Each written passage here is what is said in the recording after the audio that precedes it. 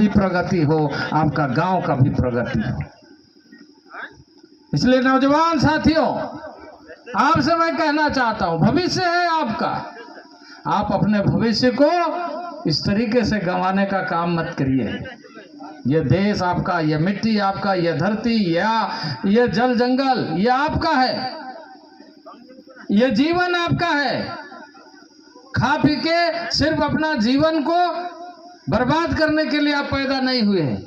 आप पैदा हुए हैं कि हम भी इंसान हैं, हम भी आदमी हैं, हमारा भी कुछ वजूद है, हमारी भी कुछ पहचान है, हमारी भी कुछ संस्कृति है, हमारी भी कुछ परंपराएं हैं।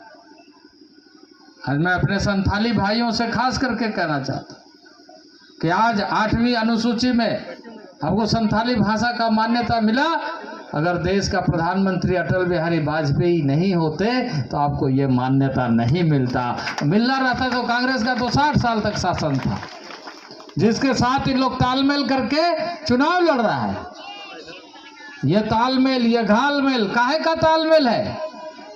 ये आपस में लूट मचाने का तालमेल है, घपला और घोटाले का तालमेल है। ये जनता का तालमेल, जनता के लिए तालमेल, जनता के भविष्य के लिए नहीं है।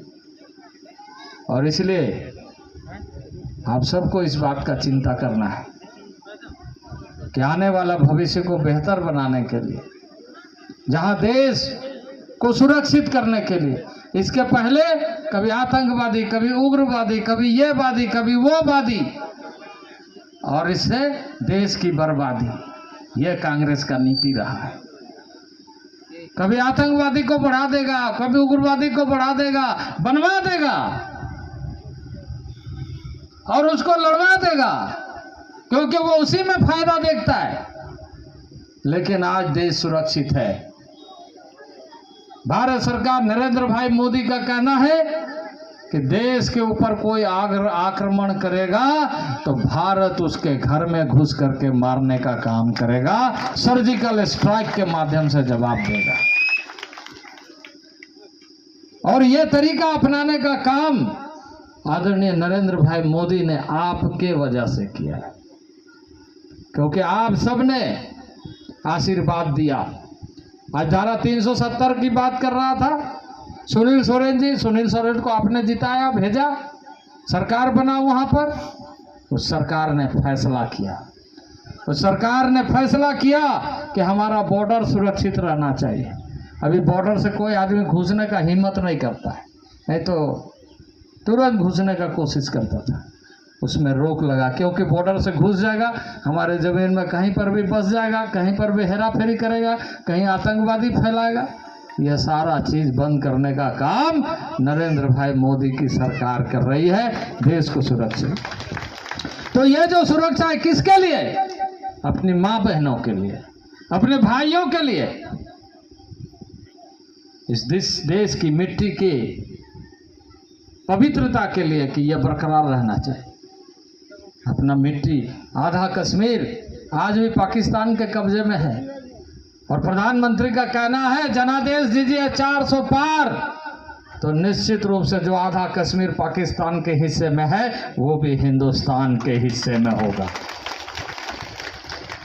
तो विपक्ष बरगला रहा है, जो कश्मीर आधा लूट रहा था उसको वापस किया, और आधा कश्मीर जो बचा है उसके लिए कह रहा है कि अब की बार अगर 400 पार होगा तो आधा कश्मीर जो पाकिस्तान में है वो हिंदुस्तान में होगा।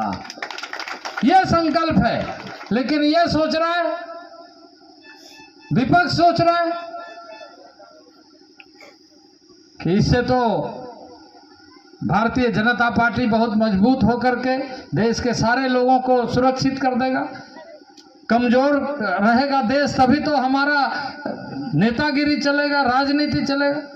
यही धंधा ये लोग लागू करने का काम किया था, और 60 वर्ष तक इसीलिए हम सबको उसी तरीके से जीने के लिए मजबूर किया था। तो मित्रों, और ख़ास करके मैं अपने यहाँ माता बहनों से कहना चाहता हूँ कि आप अपना भविष्य को बेहतर देखना चाहते हैं। जिस तरीके से मोदी जी ने चिंता किया कि आपका चूल्हा बंद नहीं होना चाहिए, जिस तरीके से मोदी जी ने चिंता किया कि कोरोना में आपके घर तक वैक्सीन पहुंचना चाहिए, उसी तरीके से देश को सुरक्षित रहने के लिए प्रधानमंत्री नरेंद्र भाई मोदी को दोबारा प्रधानमंत्री बनाने के लिए आपको मतदान करना है। यही बात कहने के लिए आपके बीच में आए हैं। जनजातीय समाज के लिए काम हो रहा है, बाकी सभी वर्गों के लिए काम हो रहा है, चाहे वो ओबीसी वर्ग के लोग हों, चाहे सामान्य वर्ग के लोग हों, चाहे जनजाति वर्ग के लोग हों, क्योंकि देश एक परिवार है। सबके लिए सबका साथ, सबका विकास और सबका प्रयास, सबका विश्वास के साथ देश आगे बढ़े, यही संकल्प है।